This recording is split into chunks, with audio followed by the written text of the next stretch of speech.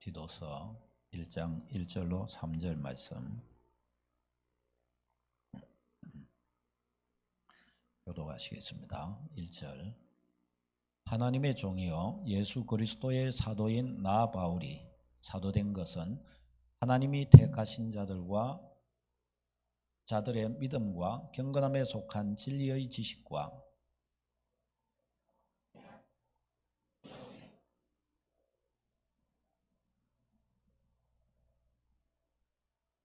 같이요. 자기 때에 자기의 말씀을 전도로 나타내셨으니 이 전도는 우리 구주 하나님이 명하신 대로 내게 맡기신 것이라. 아멘. 내게 맡기신 것이라. 교회의 일꾼이라는 제목으로 두 번째 말씀을 전하도록 하겠습니다. 하나님께서는 우리를 참으로 영광스럽고 존귀한 백성으로 지으셨습니다. 우리를 이 땅 가운데 하나님께서 보내시고 우리가 절망하며 고통하면서 살기를 원하실까요? 그렇지 않죠. 우리를 가장 영광스러운 존재로 창조하셨고 이 땅에 보내셨습니다. 그뿐만 아니라 하나님께서는 우리가 이 땅에서 태어난 것 자체가 복되고 이 땅에서 살아가면서 가장 영광스럽고 아름답기를 하나님은 원하십니다. 우리 모든 성도님들이 이제 예수 그리스도 안에서 택함 받아 하나님의 자녀가 되었지 않습니까?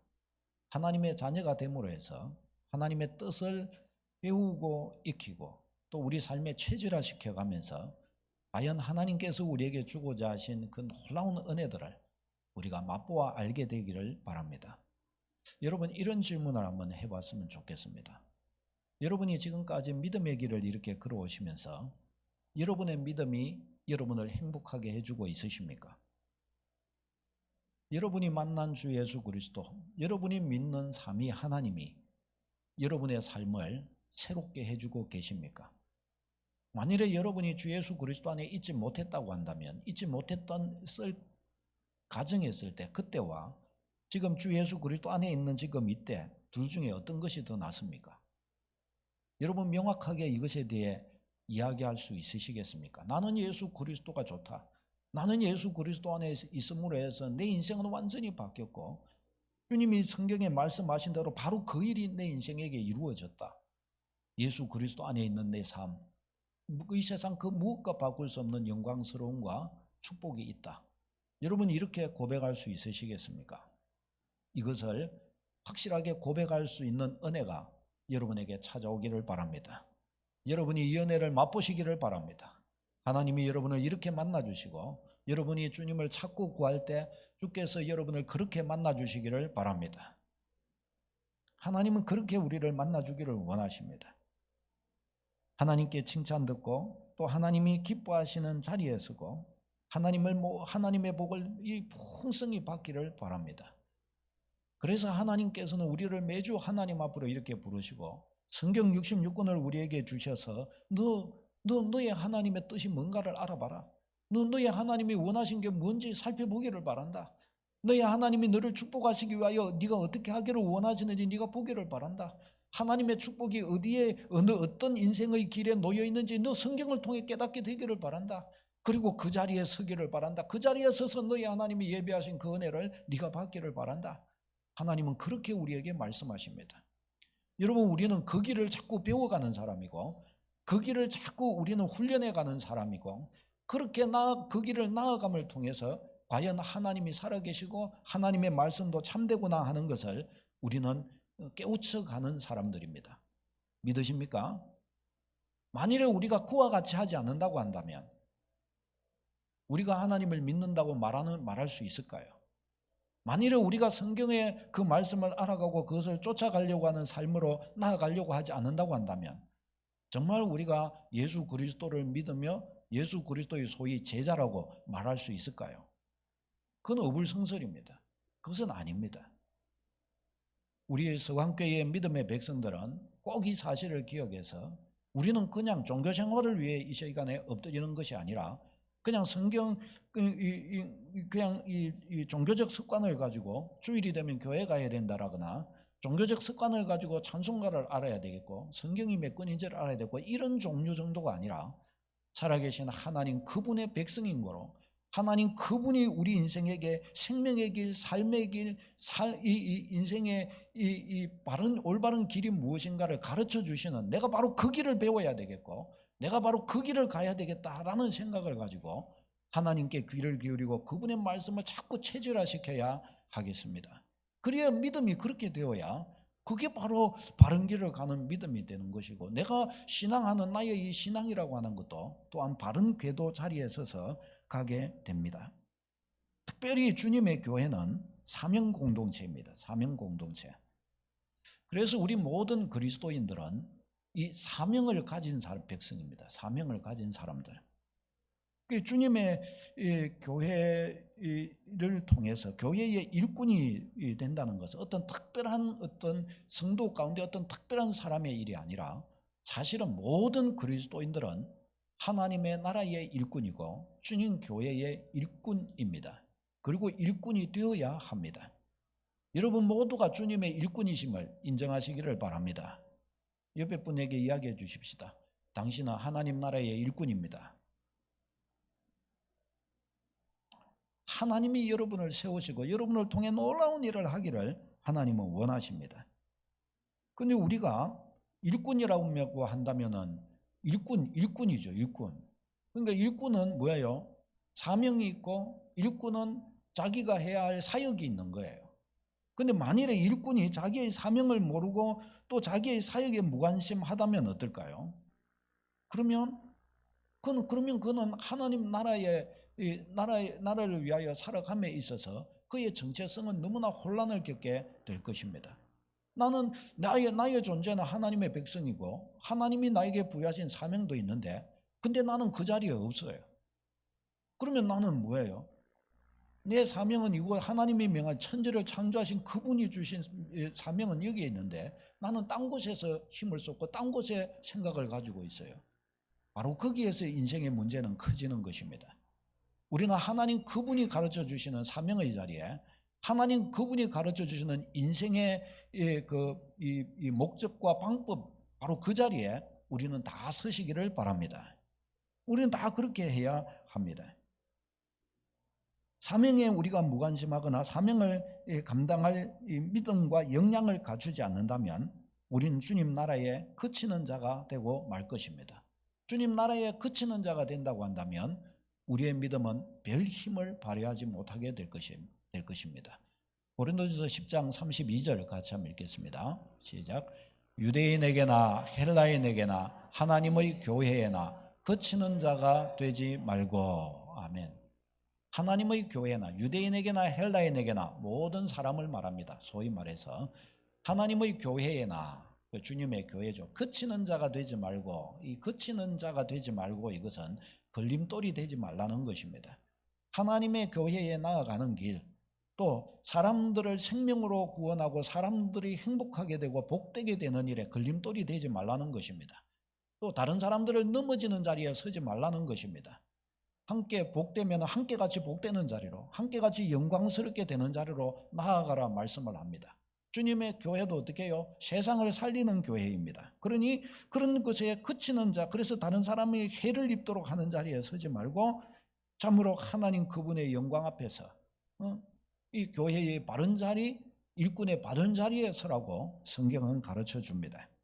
자 그러면 우리가 이런 주님의 교회에 그치는 자가 되지 않고 일꾼으로서 바른 자리에 서기 위해서 우리가 갖추어야 될 것이 있습니다. 기본적으로 먼저 우리가 세워야 될 것이 있습니다. 그것이 뭘까요? 그 첫 번째가 지난주에 살펴보았던 일꾼의 정체성입니다. 먼저 일꾼의 정체성을 먼저 명확하게 우리가 가져야 합니다. 그리스도인된 나, 그리스도의 주님의 교회의 일꾼된 나의 정체가 뭐냔 말이죠. 나의 정체가. 그 첫 번째가 정체의 그 첫 번째가 바로 예수 그리스도의 종, 예수 그리스도의 노예라는 것입니다.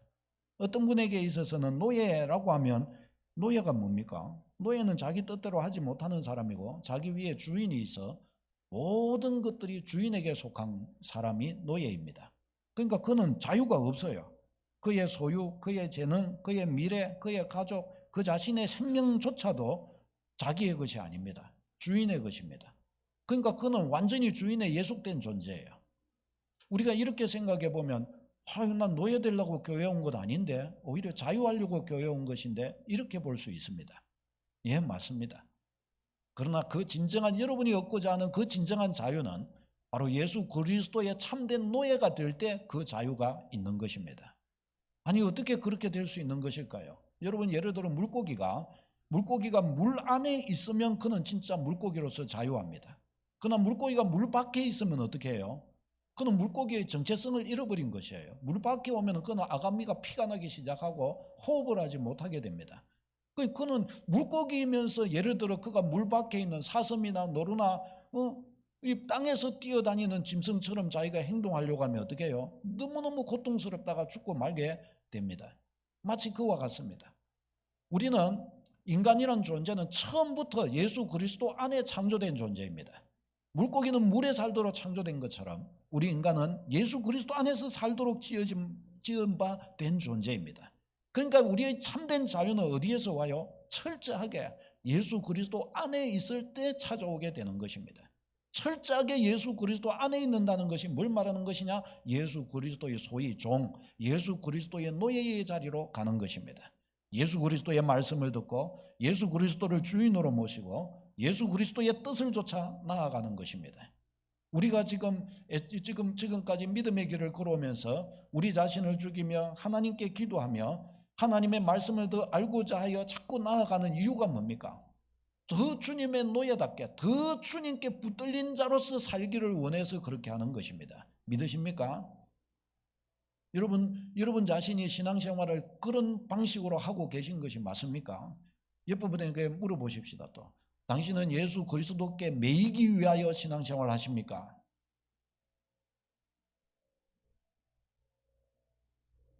이게 좀 어려운 말이 될 수도 있습니다. 그렇지만 이것은 너무나 중요한 문제입니다. 아무리 다른 그 어떤 것으로 소위 예수님의 덕을 보려고 해도 예수 그리스도께 매이는 자로서 나아가려고 하지 않는다면 참 진정한 자유, 진정한 구원의 기쁨은 그의 것이 될 수가 없습니다. 왜요? 바로 그 구원의 은혜와 그 진정한 참된 그 자유라고 하는 것은 예수 그리스도 안에 있는 것이기 때문입니다. 이 축복이 다 여러분의 것이 되시기를 바랍니다. 그 다음에 우리의 정체성 두 번째가 뭔가 하면 예수 그리스도의 사도라는 말보다 예수 그리스도의 대사입니다. 대사. 예수 그리스도의 대사. 1절에서 사도라고 번역된 단어가 이 아포스톨로스입니다. 아포스톨로스. 이 단어는 예수님께서 택하신 12제자를 사도라고 그렇게 합니다. 이 고유명사입니다. 근데 이 아포스톨로스라고 하는 이 단어가 일반 명사로서는 의미는 뭔가 하면 보냄을 받은 자, 대사, 특사 이런 뜻을 가지고 있습니다. 그러니까 우리가 고유명사로서 우리는 사도가 아닙니다. 사도는 1세기 당시에 예수님의 12제자밖에 없어요. 예수님이 직접 택하신 12제자와 거기에 준해 있는 몇몇 사람들, 지도자들, 그들을 사도라고 합니다. 우리는 사도가 아닙니다. 그러나 일반 명사로서 보냄을 받은 자, 주님의 보냄을 받은 자라는 의미로서는 우리도 사도라고 말할 수가 있습니다. 우리는 복음의 사명자로서 예수 그리스도의 대사로서 우리는 보냄을 받은 사람들입니다.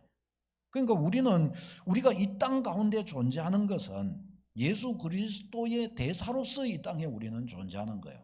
이것이 우리의 정체성입니다.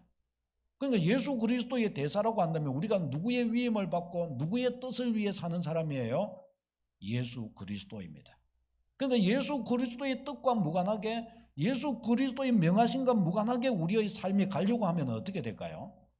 그때부터 우리 삶이 문제가 생기고 삐걱거리게 되는 거예요. 소위 말해서 행복하지 못하게 되는 거예요. 하늘의 은혜가 자꾸 우리로부터 멀어져 가게 되는 겁니다. 우리 자신을 자꾸 어느 쪽으로 메야 되냐? 예수 그리스도의 대사로서의 그 자리로 자꾸 우리를 메어가야 돼요. 왜요? 이게 우리의 정체성이기 때문입니다. 우리의 정체성, 사람이 자기의 정체성과 자꾸 멀어지면 어떻게 해요? 자기 존재가 자꾸 이상해지게 되는 겁니다. 자꾸 자기 정체성에 맞는 자리로 가야 되는 것입니다. 여러분, 우리가 이 땅에 태어난 것이 그렇다고 한다면 우리의 가정도, 우리의 직장도 어떻게 해요? 사실은 예수 그리스도의 대사로서 그 자리에 있는 것임을 알아야 합니다. 여러분 어떤 직장으로 여러분 부름을 받으셨습니까? 왜 그 직장으로 부름을 받으셨습니까? 이 질문 앞에 어떤 분은 말할 수 있습니다. 아니 목사님, 저는 부름 받은 것이 아니고 제가 먹고 살려고 하니 제가 찾아가고 이력서 내고 찾아가가지고 제가 이렇게 온 건데요. 예, 여러분 그렇게 말할 수 있습니다. 여러분 직장에 대한 생각을 이런 정도의 선에서만 우리가 가진다면 이것은 불신자도 그와 같이 가지고 살아갑니다. 우리는 그만큼 가지고 있으면 안 돼요. 거기서 더 높은 차원으로 가야 합니다. 주님이 우리를 이 땅 가운데 예수 그리스도의 대사로 우리를 이 땅 가운데 보내셨습니다. 그렇다면 내가 선택하고 내가 이력서를 내고 그래서 내가 얻은 직장이라고 여길지 모르지만 그 뒤에는 누가 계셔요? 하나님의 부르심이 그 뒤에는 있다는 사실을 믿어야 합니다. 여러분은 그냥 여러분 독단적으로 혼자 그냥 절대로 살아갈 수 없습니다. 하나님의 지도하심과 하나님의 인도하심과 하나님의 붙들어 주심이 여러분 뒤에 있음을 믿으시기를 바랍니다. 반드시 하나님이 여러분을 붙드십니다. 왜? 여러분은 하나님의 자녀이기 때문입니다. 그러니까 여러분이 직장으로 부르심을 받았다 했을 때 사실은 이곳으로의 부르심 또한도 뭐예요? 예수 그리스도의 대사로서 여러분 부르심을 받은 것입니다. 그러니까 직장에 갔을 때 그 직장에서 내가 어쩔 수 없어 내가 먹고 살기 위해 할 수 없어 내가 이 직장에 가고 직장에 섰다. 여러분 그렇게 하면 우리 신앙에 적합하지 않는 모습입니다. 여러분 우리는 그렇게 해가지고 어떻게 우리가 행복할 수 있겠으며 그런 자세를 가지고 어떻게 주님의 은혜로 우리가 당당하게 맛볼 수가 있겠습니까? 우리 주님은 우리의 직장 우리가 걸어가는 삶의 그 자리까지 이 책임져 주고 바라보지 못하실 만한 하나님이 아니셔요. 그 모든 것들을 책임지시고 인도해 가시고 주도해 가시고 그것을 통해 우리의 삶을 인도해 가신 바로 그런 하나님이십니다. 직장은 우리에게 너무나 중요한 곳입니다. 우리가 하루를 살아가면서 제일 시간과 노력을 많이 기울이는 곳이 우리 직장입니다. 그러니 그 자리를 하나님께서 오죽 그 자리에 심혈을 기울이시며 신경을 써주시겠어요? 그 자리는 축복의 자리, 그 자리는 은혜의 자리, 그 자리는 우리를 평안케 하고 그 자리는 우리의 영혼이 잘되게 하는 자리인 줄로 믿습니다. 목사님 내가 이 직장 내일부터 때리치하려고 그랬는데 목사님 와 그러십니까? 제 말이 아니라 주님의 말씀으로 받으시기를 바랍니다. 뭔가 여러분 그 직장이 아니어도 다른 직장도 있어요. 여러분 뭐 직장 그 하나만을 말한 것이 아닙니다. 많은 그 직장들 여러분이 자유를 가지고 택하고 나아가되 그 속에는 하나님의 부르심이 있음을 또한 잊지 말라 하는 것입니다. 잊지 말라. 하나님께서 그 자리 속에서 놀라운 하나님의 일들을 이루기를 원하시는 뜻이 있다는 것이에요. 사랑하는 여러분, 여러분은 그 자리에서 예수 그리스도의 대사로 부르심을 받았습니다. 여러분이 만일 직장에서 복음을 누리고 복음의 사람으로 나타나기 시작한다면 여러분의 정체성에 걸맞는 모습을 찾아가고 여러분의 정체성에 걸맞는 모습으로 나타나기 시작한다면 지금까지 직장을 통해 여러분이 경험했던 것보다 훨씬 다른 차원의 놀라운 차원의 은혜와 하나님께서 예비하신 삶의 풍성함을 여러분은 맛보게 될 것입니다. 반드시 그렇게 될 것입니다. 할렐루야. 그 직장을 통해 하나님은 놀라운 것들을 여러분 삶에 허락하실 것입니다. 예를 들어서 이렇게 보십시오. 직장에서 쉬는 시간이 있을 것입니다. 직장에서 가가지고 누가 보든지 없든지 갖고 맨날 성경만 보고 맨날 기도만 하고 그러면은 나가라 그러겠죠. 그렇게 하면 안 되고 그렇게 하면 안 되죠. 자유가 있는 시간, 쉬는 시간이나 나 개인적인 시간이 예를 들어 있을 것입니다. 그런 시간을 통해서 개인적인 기도처를 한번 직장 가운데서 한번 찾아보시기를 바랍니다. 아니 다른 직장 동료들과 뭐 식사를 하고 난다든가 여유의 시간이 자기 그냥 마음대로 할 수 있는 직장의 일과 상관없이 할 수 있는 그런 여유의 시간도 아마 군데군데 있을 것입니다. 그런 시간을 통해서 직장 동료들과 진솔한 이야기들을 나누어 가보시기를 바랍니다. 그러면서 내가 가진 예수 그리스도, 내가 믿는 예수 그리스도, 내가 왜 그리스도인이 되었는가에 대해서 저들에게 차분히 이야기해 줄 수 있는 시간을 가져보시기 바랍니다. 그리고 그들의 손을 잡고 한번 간절하게 한번 기도해 줘 보시기 바랍니다. 아니 시간이 더 지나면 그들과 식사의 자리도 한번 같이 가져볼 수도 있을 것이고 그들과 함께 더 시간이 지나면 꿈을 나누어 볼 수도 있을 것이고 인생의 문제와 상처와 아픔도 나누어 볼 수 있을 것입니다. 아니 더 나아가서 하나님의 말씀을 들고서 그에게 가르쳐 줄 수 있는 시간도 가지게 될지 모릅니다. 이제 이런 자리를 찾아가 보는 것입니다. 그 직장 속에서 예수 그리스도의 대사로서의 사명을 감당하는 자로 나아가는 것입니다. 여러분을 이전과 다른 너무나 풍성한 너무나 복된 그리스도인으로 행복한 삶을 사는 사람으로 만들어 주실 줄로 믿습니다. 여러분 확실하게 아멘. 아니 목사님 저는 그렇게 할 마음이 없는데요. 그렇게 할 마음이 없으면 그렇게 할 마음이 없는 대로 살게 될 것입니다. 그렇게 할 마음이 여러분에게 주어지고 아니 마음이 없어도 그렇게 되고자 하는 마음을 가진다면 하나님의 약속하신 것이 여러분 삶 속에 나타난 것을 여러분 스스로 보게 될 것입니다. 하나님은 우리에게 그것을 주기를 원하십니다. 여러분은 정체성, 우리의 정체성을 분명히 하시기를 바랍니다. 우리는 예수 그리스도의 노예이어야 합니다. 예수 그리스도의 대사로서의 길을 걸어가야 합니다. 이것이 우리의 정체성입니다. 두 번째는 일꾼은 사역에 대한 이해가 필요합니다. 일꾼이기 때문입니다. 일꾼이 사역에 대한 이해가 없으면 어떡할까요? 그러면 이상해지는 것입니다. 제가 과거에 유튜브에서 남미 쪽에서 일하는 노동자들의 모습을 담은 영상을 보았습니다. 그게 좀 굉장히 우스운 뭐 이런 것들을 이제 담아 놓은 영상이었는데 내용이 어떤 것인가 하면 거기에 내용을 보니까 한 통이 있고 노동자가 거기에 삽으로 그 통에 망모래를 이렇게 담았습니다. 옆을 보니까 이 노동자들이 쭉 줄을 늘어서 있더라고요. 그 통에 담은 모래를 건네서 옆으로 이렇게 쫙 이렇게 주더라고요. 카메라가 옆으로 쫙 비치니까 그 끝에는 이렇게 리어카가 있어서 그 마지막 사람이 이 통에 있는 모래를 그 리어카에 부었습니다. 그러자 그 리어카는 뒤에서 밀어주고 앞에서 끌고 해서 리어카를 막 쫙 이렇게 끌고 가더라고요. 그 한참을 이렇게 다 가가지고 리어카를 이제 거기에 모래를 이렇게 딱 부었습니다. 그 붓고 다시 그 리어카는 이렇게 돌아오는데 그 부은 장소를 보니까 거기가 어디냐? 처음에 모래 폈던 그 자리에 갖다 붓더라고요. 그래서 그게 너무 웃기는 거예요. 그 카메라 찍는 사람이 그걸 보고 웃어서 아마 찍었는 모양이에요.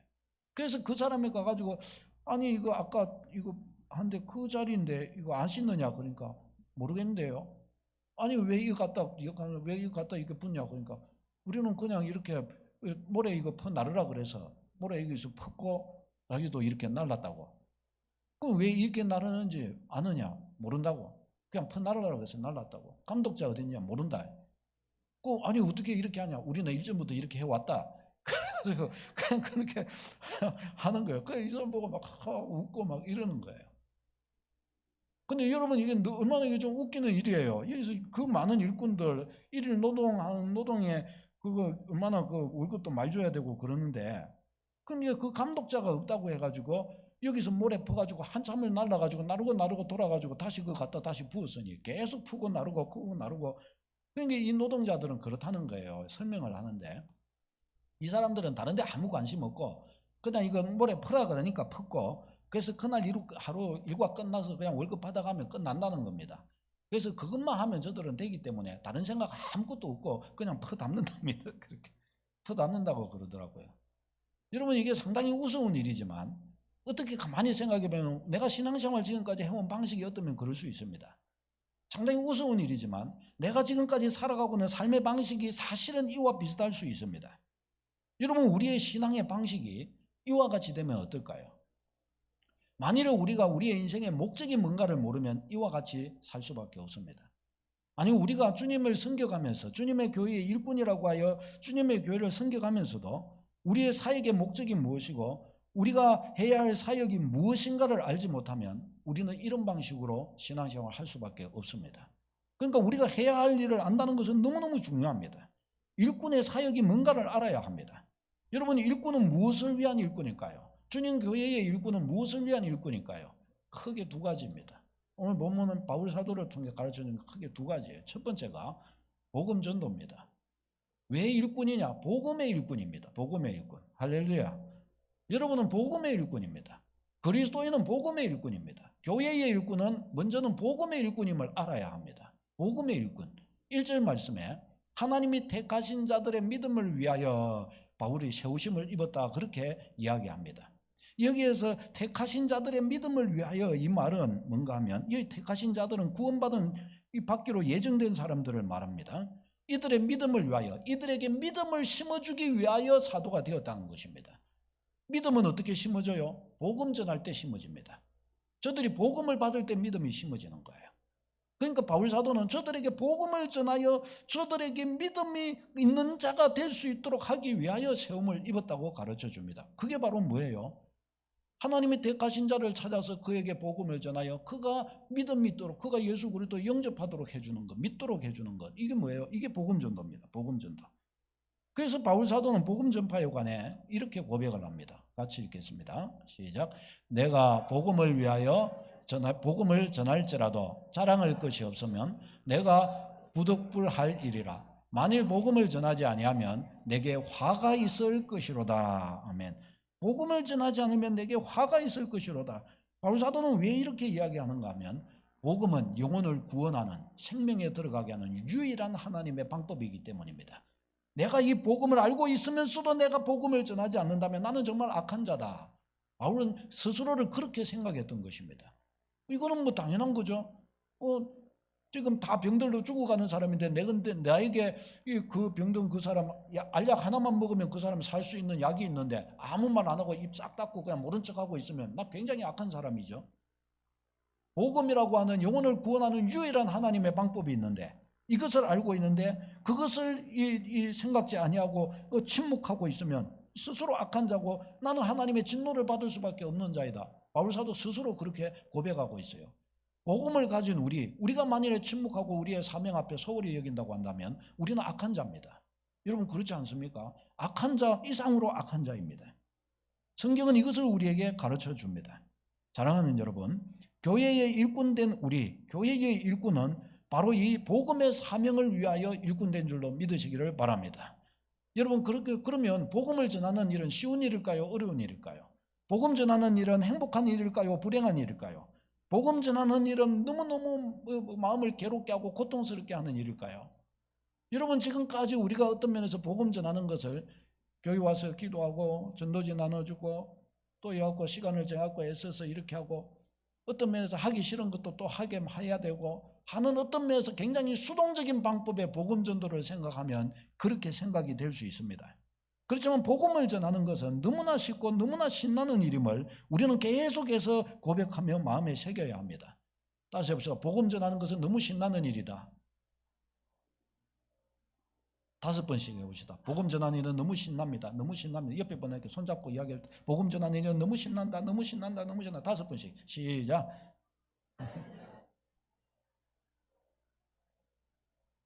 너무너무 신나는 일인 거예요. 너무너무 신나는 거예요. 복음 전하는 것은 삶의 스타일입니다. 제가 운동을 갔다가 한 분과 이야기를 나눴습니다. 그냥 그분과 이야기를 나누면서 보니까 그분이 그래요. 제가 사실은 그분이 학창 시절에 학생부 교회에서 학생부 회장도 하고 그랬다고 그러더라고요. 그래서 제가 깜짝 놀라서 정말 그렇습니까? 보니까 문신도 있고 그래요. 그래서 문신도 있고 이런데 정말 교회 물을 먹은 분이시군요. 근데 왜 지금 교회를 안 나가십니까? 하고 이야기하니까 자기가 이런저런 인생의 풍파와 일들을 겪으면서 그러는 사이에 자기도 모르게 교회와 좀 이렇게 멀어졌다고 그러더라고요. 그래서 그렇다면 저는 목회자인데 그렇다면 저를 만나고 이야기를 이렇게 나눈 것도 기회인데 한번 이 기회를 통해서 인생에 다시 한번 힘을 내어서 다시 한번 용기를 내어서 하나님의 교회로 발걸음을 옮겨보시는 게 어떻습니까? 제가 알기로 하나님은 살아계십니다. 하나님이 일찍부터 사랑하셔서 불러주셨는데 방황을 끝내고 하나님께로 가보시죠 하면서 이야기를 나눴습니다. 다음에 우리 교회 초청잔치 할 때 제가 한번 부르겠습니다. 이야기도 나누고 그랬어요. 그러다가 이런저런 조금 내밀한 일들을 이야기를 좀 나눴어요. 재밌었을까요? 재미없는 이야기였을까요? 나름대로 재미가 있었어요. 나름대로. 다른 소위 말하면 그냥 지나가는 그냥 별 의미 없는 이야기 나누는 것보다 의미 있는 이야기를 나눈 거예요. 의미 있는 이야기를. 재밌는 거예요. 재밌더라고요, 여러분. 사랑하는 여러분. 복음의 이야기를 나누는 것은 인생의 최고로 깊은 이야기를 나누는 겁니다. 복음의 이야기를 나누는 것은 인생의 가장 가치 있는 이야기를 나누는 것입니다. 이 축복이 우리의 것이 되시기를 바랍니다. 사랑하는 여러분, 어떤 분은요, 이 복음을 전하는 것은 어떤 다른 어떤 일이 아니에요. 어떤 분은 친구가 햄버거 사준다고 그래가지고 따라갔다가 예수님 믿은 분이 있고요. 어떤 분은 친구가 가자고 해서 그냥 갔다가 그냥 믿는 분이 있고요. 어떤 분은 교회에 예쁜 여학생 많다고 그래갖고 따라갔다가 그래갖고 믿는 분도 있고요. 어떤 분은 친구가 밥 사준다고 그래갖고 밥 함께 얻어먹고 갔다가 고만 예수님을 만나서 믿게 된 분이 있는 거예요. 저는 저희 사촌 형님이 이 교회 가자고 그래가지고 따라갔다가 이제 저는 목회자가 이렇게 되었습니다. 어떤 분은 그러더라고요. 친구 따라 이 친구가 자기 친척집에 놀러 가자 그래갖고 따라갔답니다. 근데 그 친척집이 골수 예수 교인이더랍니다. 그 자기가 가가지고 배가 아파가지고 자기가 화장실에 이렇게 가 있는데 그 막 골수 예수 교인이 자기 친척을 전도하려고 그랬는 모양이에요. 그래가지고 그분이 막 친구 그 앉혀놓고 막 예수님에 대해서 막 입에 침을 마르도록 막 이야기를 막 하더래요. 그런데 이 친구는 가만히 그렇게 들으면서 자기가 화장실에서 들어보니까 친구는 별로 뜰뜰하게 그냥 반응도 없더래요. 근데 자기한테 마치 그 이야기를 친구한테 했는데 화장실에서 자꾸 귀가 쏠게 돼서 자기 귀에 자꾸 그 소리가 자꾸 세게 들리더래요. 그런데 친구는 뭐 별 그런 말이 없는데 자기가 빨리 예수님 영접하고 싶은 마음이 간절히 들더래요. 그래서 화장실에서 하다가 거기에서 중간을 끊고 빨리 나가고 내가 받으면 안 되겠느냐고 내가 예수님 영접하고 싶다고 그래갖고 예수님 영접하고 믿은 사람이 있대요. 그 이야기를 해가지고 제가 들어본 적이 있는데 사랑하는 여러분 그래요. 이거 얼마나 신나고 재미난 일입니까? 아니 그래가지고 예수님을 믿게 되는 거예요. 그래가지고 어떤 사람은 예수님 믿으면서 눈물을 흘리게 되고 어떤 사람은 예수님을 믿고 얼마 있지 않아 은혜를 받아가지고 인생의 문제를 해결받고 어두운 터널을 지나가던 사람이 어두운 터널에서 확 벗어나 버리고 삶의 억압과 무거운 짐과 굴레에 매이던 사람이 굴레에서 확 벗어버리는 거야. 나에게 있는 예수의 간증을 나누니까 성령의 감동으로 막 마음이 나도 마음도 뜨거워지고 막 이것 갖고 같이 난다고 손을 잡고 기도를 하다가 같이 울다가 막 그러기도 하고 얼마나 신나고 얼마나 재미난 일인지 몰라요. 사랑하는 여러분, 예수 그리스도의 복음을 전하는 일은 너무너무 신나는 일이 아닐 수 없습니다. 내 인생의 가장 소중한 것을 나누는 일이고 우리의 삶의 가장 아름다운 것들을 함께 나누는 일입니다. 예수 그리스도인의 삶의 스타일, 그리스도인의 삶의 스타일. 우리 같이 한번 읽어볼까요? 저기 시작. 그리스도인의 삶의 스타일, 사람을 사귀는 일, 친구를 얻는 일, 선물을 주는 일, 행복해지는 것, 고상한 삶, 구제보다 더 큰 구제, 이웃을 돕는 일. 이 전도입니다. 전도. 재밌을까요? 재미없을까요? 너무너무 재미있는 일이 아닐 수 없는 것입니다. 여러분 이것을 잊지 말아야 됩니다. 두 번째는 뭐냐? 우리가 알아야 될 일꾼의 사역 두 번째, 첫 번째는 전도, 두 번째는 양육입니다. 전도하고 그냥 있으면 안 되는 거죠. 양육조차도 이 양육이야말로 참으로 일꾼의 꽃이라고 할 수 있습니다. 1절에서 바울은 경건함에 속한 진리의 지식을 위하여 세움을 입었다라고 가르쳐 줍니다. 경건함에 속한 이 진리의 지식을 위하여 이게 무슨 말인가 하면 이 진리의 말씀으로 복음을 받아들인 사람을 이 진리의 말씀으로 그를 양육해 주는 것을 말합니다. 그를 양육하여 뭐라고요? 경건한 그리스도인으로 그를 세워주는 것. 이 일을 위하여 바울이 사도 되었다라고 그렇게 이야기를 합니다. 그러니까 우리가 하나님의 말씀으로 한 사람을 경건한 한 명의 사람으로 그를 세워주는 일에 쓰임받는 것, 이것보다 가치 있고 복되고 영광스러운 일이 없는 것입니다. 여러분 부모가 자녀를 양육하여 기르는 것이 얼마나 고귀하고 얼마나 고상하고 복된 일입니까? 한 명의 사람이 한 영혼을 그 인생의 무거운 짐 지고 살아가던 한 영혼에게 복음을 전하여 예수님을 믿는 그를 예수 그리스도의 사람으로 그를 세워서 흑암에서 그를 빠져나오도록 그를 이끌어주고 진리 안에서 그를 세워주는 일, 얼마나 이것이 영광스럽고 복된 일이겠습니까? 이것이 양육이에요. 이 일을 위해서 세우심을 받은 자가 일꾼입니다. 일꾼. 사랑하는 여러분, 이 일꾼의 놀라운 축복을 누리시기를 바랍니다. 예수 그리스도의 일꾼은 그래서 연약한 지체들을 앞에 곁에 다가가 그에게 기대의 언덕이 되어주고 그를 위하여 기도해주고 그의 곁에 서서 그에게 하나님의 말씀을 가르쳐주어 나와 같은 그리스도인으로 그를 세워주는 것입니다. 그 영적 보모가 되는 것이고 영적 의미가 되는 것이고 영적 서성이 되어주는 것입니다. 재밌겠습니까? 재미없겠습니까? 너무너무 재밌는 일이 아닐 수 없어요. 내가 한 사람을 향하여 그에게 그런 선한 인생에 영향을 미쳐준다는 것이 얼마나 보람차고 얼마나 아름다운 일인지 모릅니다. 그것도 하나님의 진리의 말씀으로 그렇게 한다고 할 때 얼마나 이게 복될까요? 여러분 바로 이 삶을 사는 한 명의 사람을 뭐라고 그러냐? 순장이라고 그러는 거예요. 순장. 한 영혼을 이렇게 세워 내 어깨 위에 세우는 한 명의 사람. 순장의 삶을 살기 위해 필요한 것들이 있습니다. 우리 교회에 다 이제 이것이 있어요. 사형리, 백문일답, 기초 순모임 교재가 있고 11권의 신앙 개념이 있고 교리와 성경 공부를 위한 쫙 이게 있습니다. 누구든지 주의 백성들이 한 사람을 사랑하고 아끼고 보기만 한다면 그를 위해 놀라운 영향력을 미쳐줄 수 있는 것입니다. 이 축복의 자리에 다 서시기를 바랍니다. 이 축복의 자리에서 하나님이 우리를 위해 예배하신 은혜를 하나도 놓치지 말고 모두가 다 취하고 그 은혜 안에 서시기를 바랍니다. 기도하겠습니다.